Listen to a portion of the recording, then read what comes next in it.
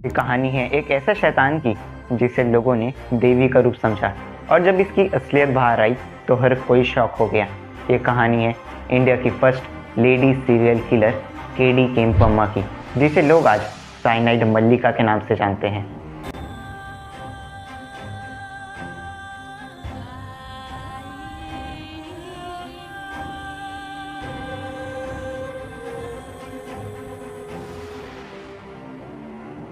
राधे राधे मित्रों, पुलिस को 10 अक्टूबर 2007 से लेकर 18 दिसंबर 2007 तक एक के बाद एक 5 औरतों की लाश मिली, जिन्हें एक ही पैटर्न में मारा गया था।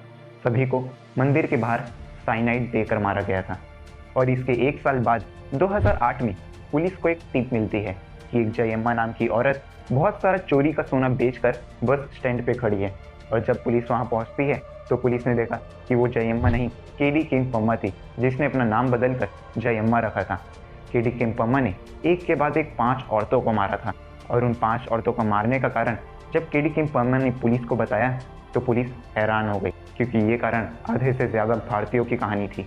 और इस कारण को समझने के लिए हमें केडी केम्पम्मा के बारे में जानना होगा। केडी केम्पम्मा का जन्म 1970 में कर्नाटक के कगालीपुर गांव में एक बहुत ही गरीब परिवार में हुआ था। और जैसे जैसे केम्पम्मा बड़ी होती गई, उसका गुस्सा अपनी गरीबी पे बढ़ता गया। केम्पम्मा के दिमाग में सिर्फ यही बात चलती कि वो जल्द से जल्द अमीर कैसे बने, वो ज़्यादा से ज़्यादा पैसा कैसे कमाए। इसलिए केम्पम्मा ने यह फैसला किया कि वो जिससे भी शादी करेगी वो बहुत ही अमीर घर का होगा। लेकिन हुआ इसका बिल्कुल उल्टा। केम्पम्मा की जैसे ही टीन एज खत्म हुए, केम्पम्मा के फादर जो मजदूरी का काम किया करते, उन्होंने अपने जैसे ही एक गरीब परिवार में केम्पम्मा की शादी करवा दी। पर केम्पम्मा का हस्बैंड टेलर का काम किया करता था और बढ़ते परिवार के साथ केम्पम्मा की हस्बैंड की कमाई कम पड़ती गई, जिसके कारण केम्पम्मा को भी काम करना पड़ा। और ये आज के समय में आधे से ज़्यादा भारतीयों की कहानी है। केम्पम्मा ने अमीर लोगों की कॉलोनी में जाकर घर घर काम करना शुरू किया। वहाँ पर केम्पम्मा ने देखा कि उन घरों में बहुत सारा सोना है। और ये देखकर केम्पम्मा के दिमाग में एक ख्याल आया जल्द से जल्द अमीर बनने का। और 2001 में केम्पम्मा ने चिट फंड का बिजनेस स्टार्ट किया।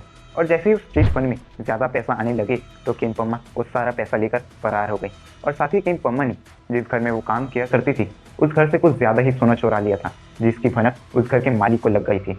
और उस घर के मालिक ने पुलिस को इन्फॉर्म कर दिया था। और पुलिस ने केम्पम्मा को चिट फंड के पैसों के साथ और सोने के साथ अरेस्ट कर लिया, जिसके बाद केम्पम्मा को 6 महीने की सज़ा हुई। और 6 महीने के बाद जब केम्पम्मा अपने घर लौटी तो केम्पम्मा ने देखा कि उसके परिवार की बहुत ज़्यादा बेइज्जती हो चुकी है, क्योंकि केम्पम्मा ने चोरी की थी, जिसके कारण केम्पम्मा के पति ने केम्पम्मा को घर से बाहर निकाल दिया। और कुछ आर्टिकल्स में ये भी लिखा गया है कि जिस घर से केम्पम्मा ने सोने की चोरी की थी उस घर के लोगों को कुछ परेशानी थी, जिसका फ़ायदा उठाकर केम्पम्मा ने उन्हें ये बताया कि उसे एक पूजा करने आता है जिससे उस घर की हर एक परेशानी दूर हो जाएगी। और पूजा करते समय जब घर वालों की नज़र केम्पम्मा से हटी तो केम्पम्मा उस घर के पूजा रूम से सारा सोना लेकर फरार हो गई। कुछ आर्टिकल्स और रिकॉर्ड से ये भी पता चला कि केम्पम्मा ने अपना पहला मर्डर 19 अक्टूबर 1999 को होसकोटे में एक 30 साल की ममता राजन का किया था।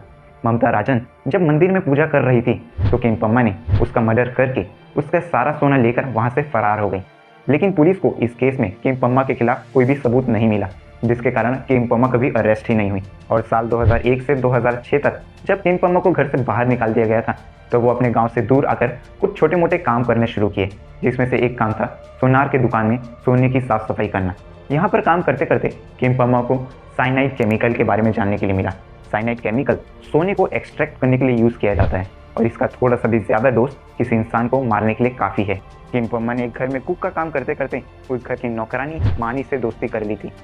और एक दिन जब केम्पम्मा मानी से मिलने उसके घर गई तो वो वहाँ मानी की बहन रेणुका से मिलती है। रेणुका सिर्फ 22 साल की थी। रेणुका अपनी बहन मानी के साथ ही रहा करती, क्योंकि रेणुका का पति शंकर दुबई में काम किया करता, जिसके कारण रेणुका अपनी बहन मानी के साथ रहा करती थी। और एक दिन रेणुका ने केम्पम्मा को बताया कि वो प्रेग्नेंट है और उसे एक लड़का चाहिए, जिसका फ़ायदा उठाकर केम्पम्मा ने उसे ये विश्वास दिलाया कि उसे एक पूजा आती है जिससे उसका लड़का ही होगा। और केम्पम्मा के जाल में रेणुका फंस जाती है। और केम्पम्मा ने रेणुका को बताया कि इस पूजा में रेणुका को सेम वैसे ही सच के आना होगा जैसे शादी के दिन सजते हैं, और उसे पूरा दिन का उपवास भी करना होगा। और 7 दिसंबर 2006 को केम्पम्मा ने ये पूजा एक मंदिर के बाहर रखा। और पूजा करते समय केम्पम्मा ने प्रसाद में साइनाइड मिलाकर रेणुका को खिला दिया और कुछ मिनटों के अंदर ही रेणुका की मौत हो गई।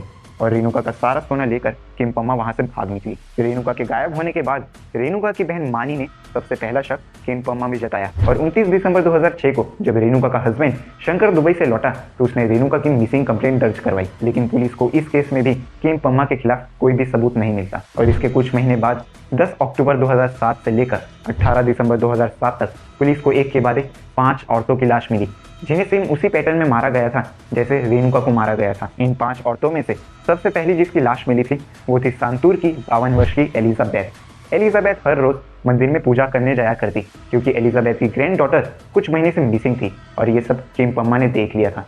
और एक दिन किम पम्मा ने एलिजाबेथ को बताया कि उसे एक पूजा करने आती है जिससे उसकी ग्रैंड डॉटर जल्द से जल्द मिल जाएगी और एलिजाबेथ भी किम पम्मा के जाल में फंस जाती है और उसे भी उसी तरह सच के आने के लिए बोलती है जैसे उसने रेणुका को बोला था।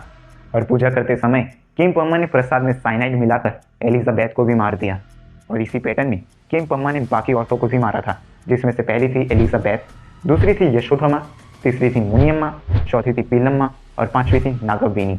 लेकिन पुलिस किम पम्मा को पकड़ नहीं पा रही थी क्योंकि किम पम्मा हर एक मर्डर करने के बाद अपना सिटी, एड्रेस, नाम हर एक चीज़ बदल लेती, जिसके कारण पुलिस किम पम्मा तक पहुंच नहीं पा रही थी।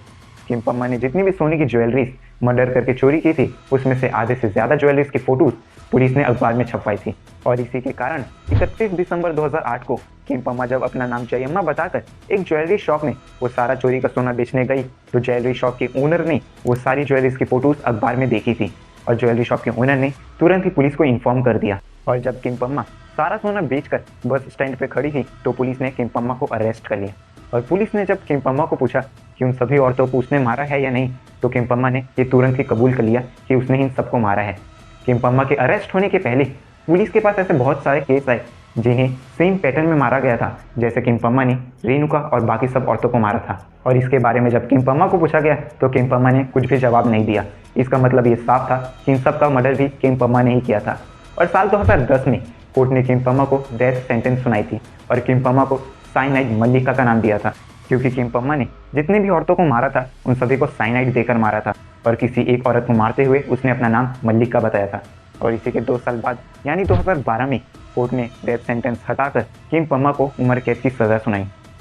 और आज तक ये पता नहीं चला कि किम पम्मा ने कितने लोगों की हत्या की थी क्योंकि किम पम्मा को भी ये नहीं पता था कि उसने आखिर कितने लोगों को मारा था।